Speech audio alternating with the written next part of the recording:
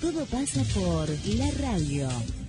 A continuación, política por FM Ciudad Pringles. Despertando en la ciudad.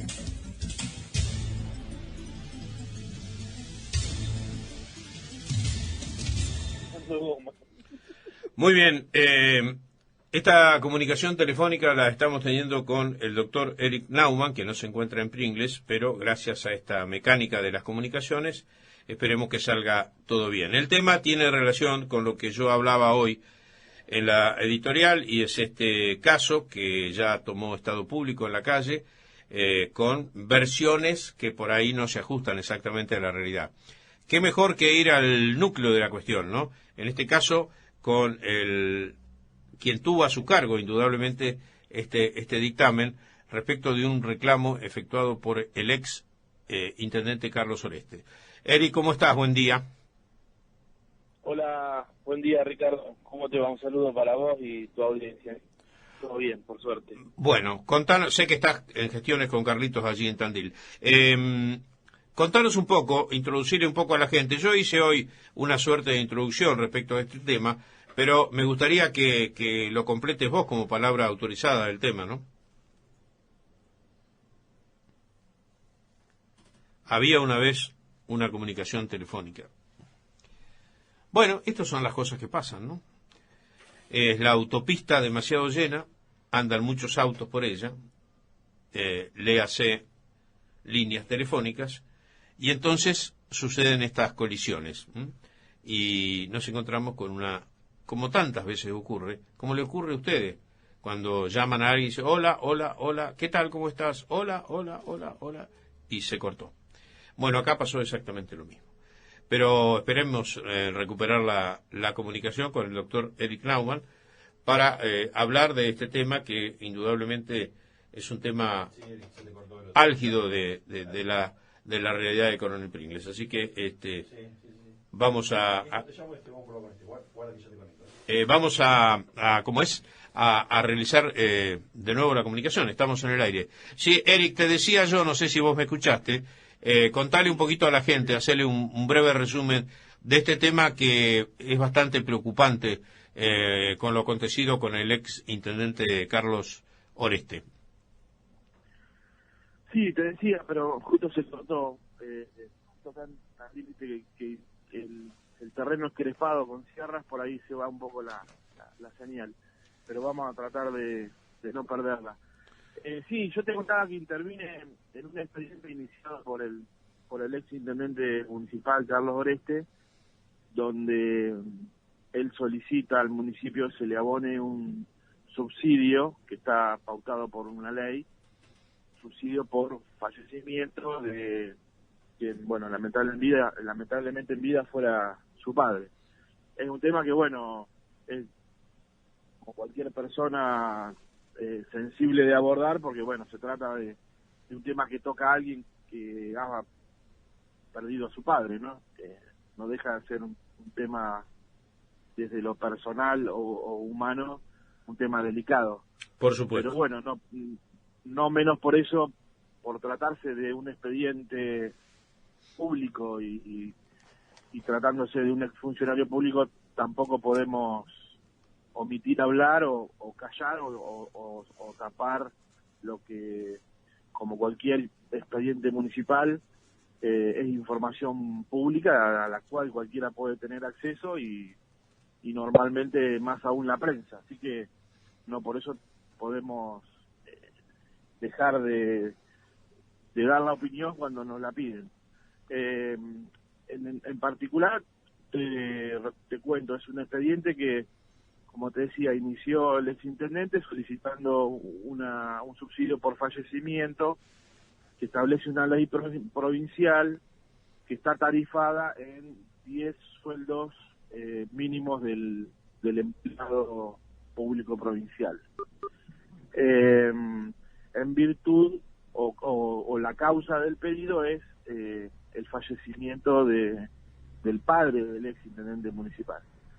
Entonces, bueno, se forma un expediente donde él adjunta determinada documentación y nosotros por otra parte, por obligación de funcionario, tenemos que chequearla o hacer las averiguaciones que entendemos que corresponden. Y en este caso, la problemática fue la siguiente. A fines del año 2014, el propio intendente deja cesante a su padre, que era un empleado municipal. Si bien no era planta permanente, tenía un puesto de carrera política, puesto político. Lo deja cesante a los fines de tramitar la jubilación por invalidez, porque ya en ese momento los estudios médicos que ellos mismos presentan daban cuenta de que se encontraba con una capacidad física bastante importante, más del 60%, lo cual lo habilitaba a pedir el inicio del trámite de jubilación por invalidez o por incapacidad física. Eso se inicia, por eso lo dejan cesante y se inicia el trámite ante el IPS, que es el órgano provincial de previsión social, el Instituto de Previsión Social de la provincia, y ahí inicia todo un trámite administrativo. En el interín, el IPS le señala que no podía aprobar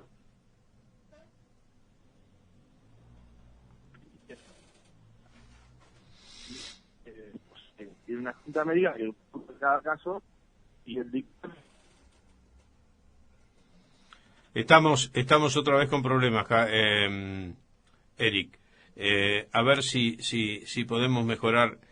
Hasta ahora, clarito el tema, el relato fue absolutamente claro en ese aspecto, ¿no?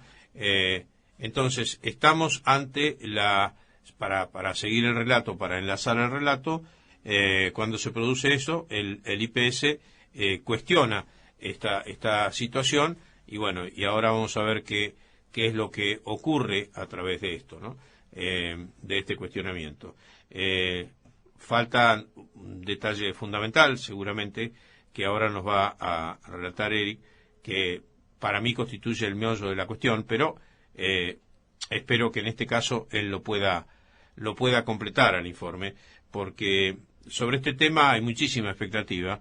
Estamos aportando una información de mucha calidad periodística, en el sentido de hablar con absoluta propiedad e ir a la fuente de un tema que seguramente va a recorrer la calle, se va a constituir seguramente en la noticia local más importante, ya que el expediente está ingresado a la mesa de entrada del municipio desde el Ejecutivo hacia el Consejo Deliberante, que lo va a tratar o de manera especial antes del día jueves de la próxima semana, o lo va a hacer en una sesión especial. Habrá que ver qué es lo que en definitiva va a hacer el Consejo Deliberante. Pero evidentemente alguna de las dos opciones, ¿no?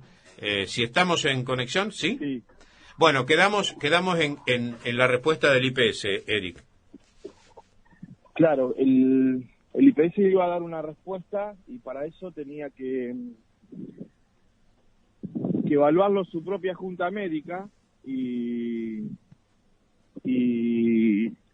aun cuando no se llegó a realizar esa junta médica, porque en el interín lamentablemente el señor Oreste fallece a consecuencia de los problemas físicos que venía teniendo ya desde hace bastante tiempo, lamentablemente. Bueno, entonces el trámite jubilatorio queda truncado en el medio por el fallecimiento de la persona misma, ¿no? Exacto. El beneficiario de...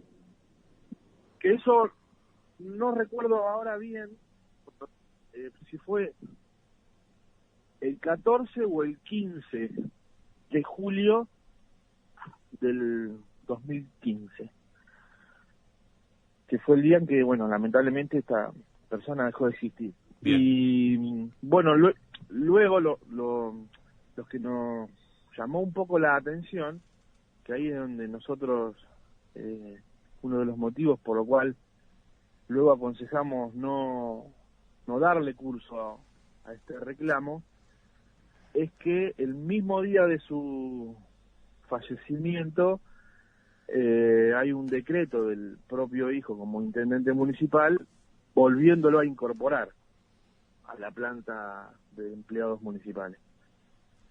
Entonces, es un hecho que no deja de ser un poco llamativo, ¿no?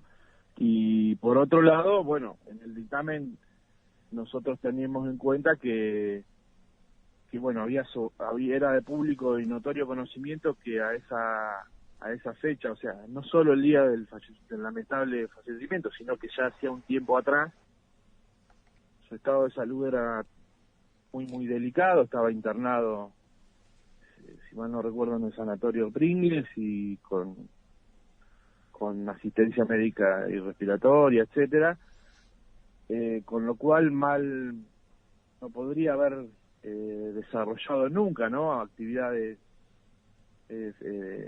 tareas administrativas, ni siquiera administrativas, pasivas en ningún lado, atento a su precario estado de salud.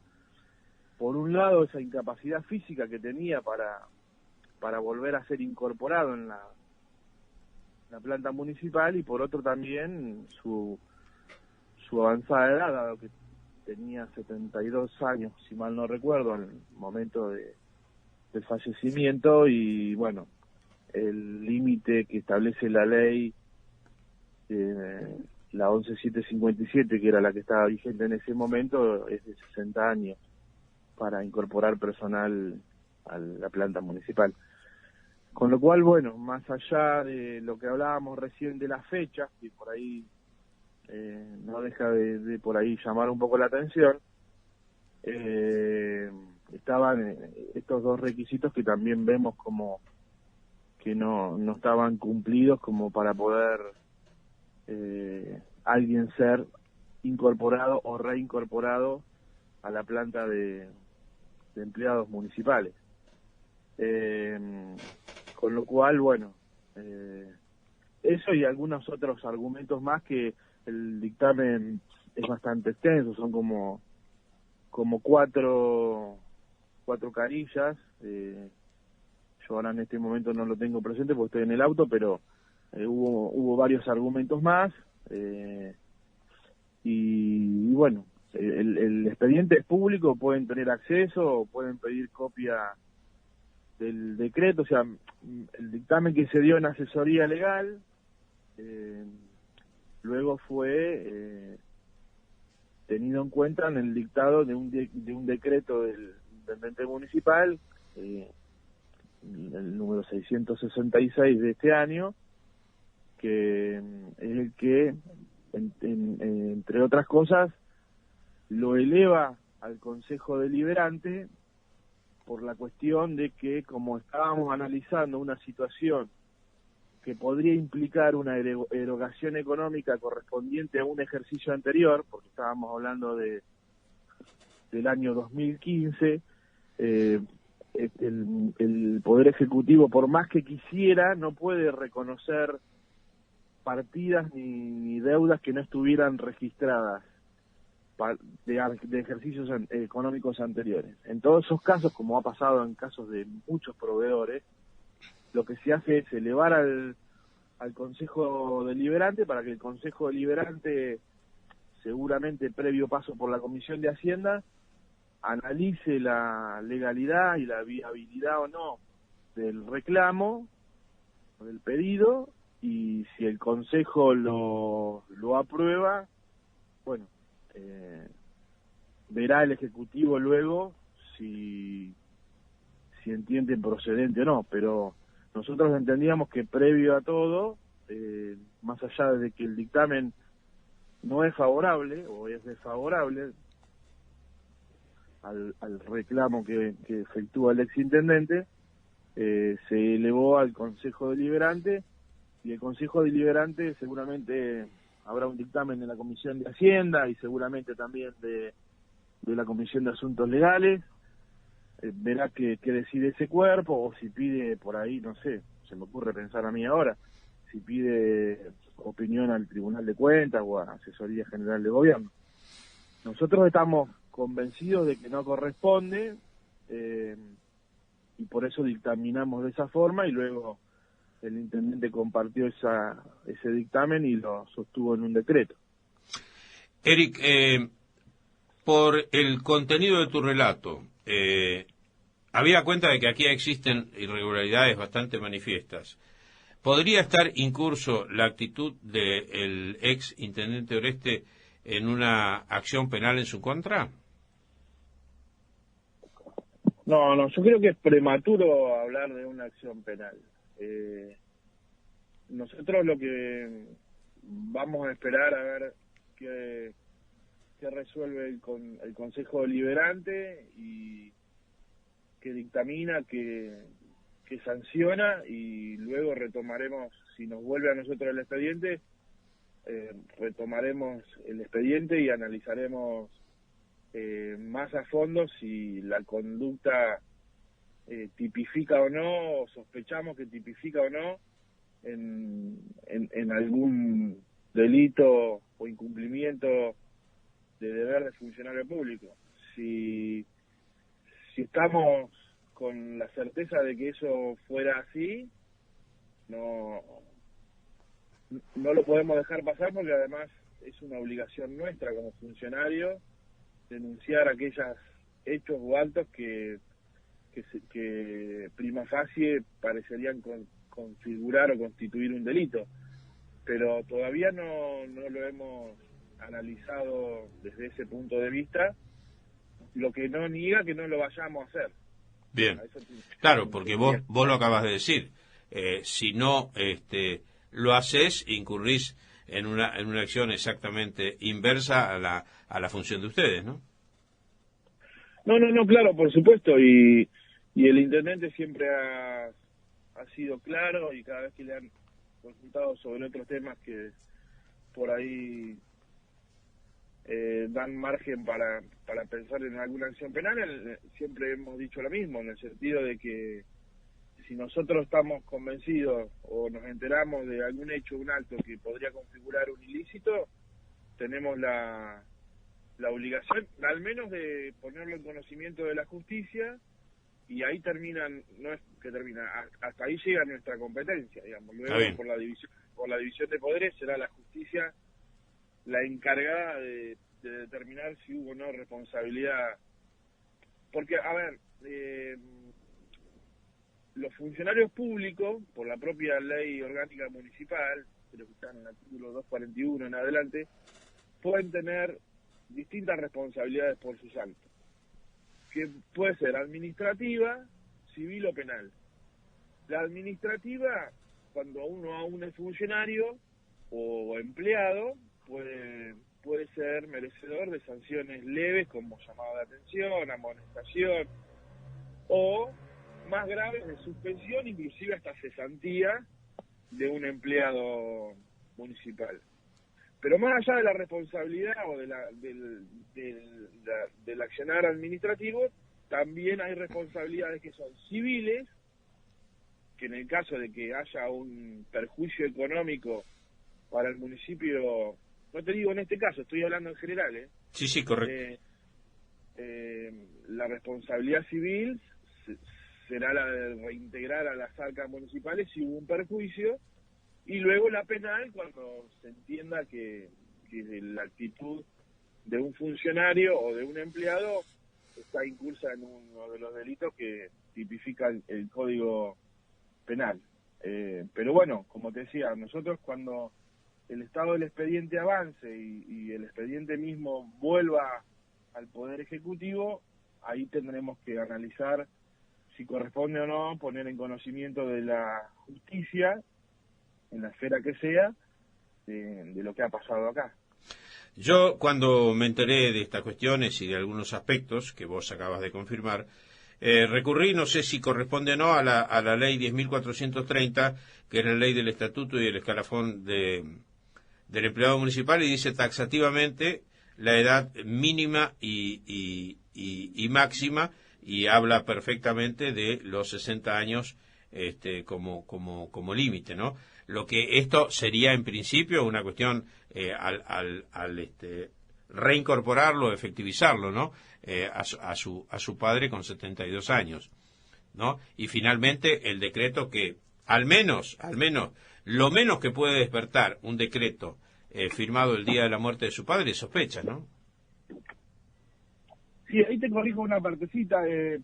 La ley 10.430 es la ley de empleado público policial, que se aplica supletoriamente a la ley del empleado municipal, que la que regía acá era la 11.757, pero es lo mismo. Es lo mismo, exacto, sí.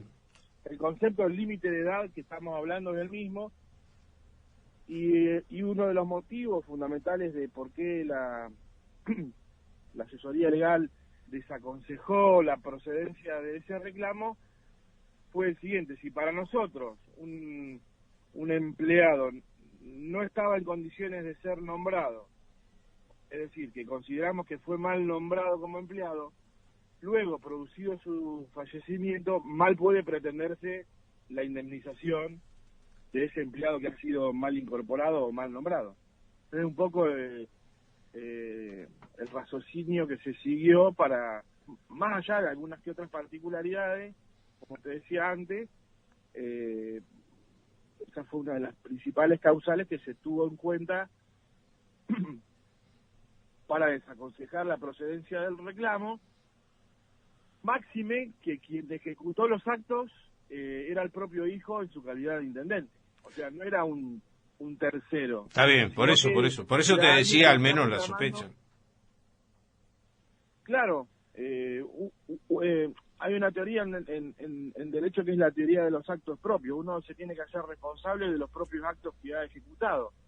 Entonces, si uno hizo mal un acto, en este caso su carácter de intendente, firmando el propio decreto de incorporación o reincorporación, en este caso de su padre, si ese acto estaba mal, o fue mal ejecutado, o no encontraba razón para hacer, él puede luego pretender beneficiarse económicamente de él, digamos, ¿no? ¿La cifra que estaríamos hablando sería aproximadamente de 50.000 pesos el reclamo?